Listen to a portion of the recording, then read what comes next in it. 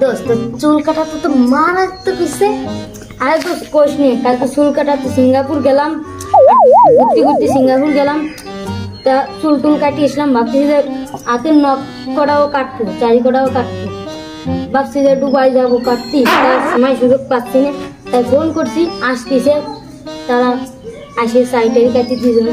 তোর কি অবস্থা? আরে আমার অবস্থাতে তো হচ্ছে, আমি তো গরু বলি দোষ, আমার গরু হাগলে তো জানা পড়ে না, আমার গরু হাগলে এখন শোনা পড়ে। কিছুদিন আগে ডায়মন্ডের রিংও হয়েছে। ভালোই বুড়ি বানাইছি। কি খাস কি বলতো? প্রত্যেকদিন তো তুই 3-4টা গরু খাইছিস, মনে হয় না? ভাই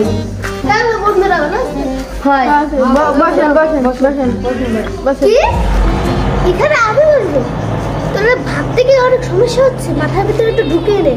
আমার নিজের বাড়িতে 1000 টাকাতে নোটে অনেকগুলো সুপার বানানো আছে, আমি ওর উপরে বসে, তাও বসি না আমি। আর তুই আমাকে এখানে উড়ে বসতে বলছিস? এই আমার ঘড়িটা দেখ, আমি এই ঘড়িটা এনেছি 3 কোটি টাকা দিয়ে, সেদিকে বানিয়ে নিয়ে এসেছি, বুঝিস? আর আমি এখানে আমাকে উড়ে বসতে বলিস? আমার চেয়েও বেশি চাপা মারি, এরকম চাপা মারলে তো আমি ওর সাথে হারিয়ে যাবো। হ্যাঁ বল, তারপরে?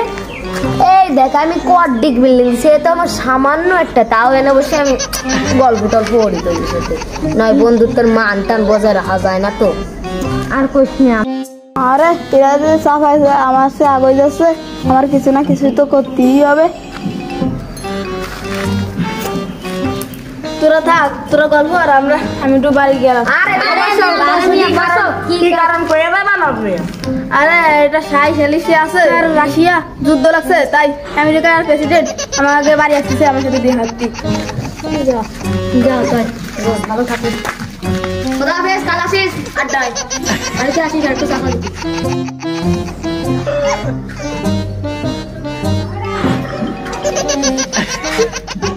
বাড়া সাফাটা মাইরে অনেক কাজ করে এলাম, সাফাটা মানে মনে অনেক ভুল হয়ে গেছে, এবং গা গুতোর ব্যথা দিছে বাবারে। তাই থেকে পা ব্যথা গেছে, লজ্জা বলে বসতেই হবে, যাই ফিরে তোর বলি তুমি বসতে, নাহলে আমি এই জায়গায় জীবনে বসতাম না। আমরা আর চাটা মনে হলো প্রত্যেকদিন দু একটা মারে। কিছু কলা? আরে না দোস্ত, টাইম হয়ে গেছে, চাটা আমি ব্যাট করবো না, চলো মসজিদে যাই। আর আমি না গেলে তো এবার হুজুর আমার কেউ খাতিও দেবে না, চলো যাই। ছোট ভাই চলো চলো চলো। আর তোমাদের সাথে আমার বাবা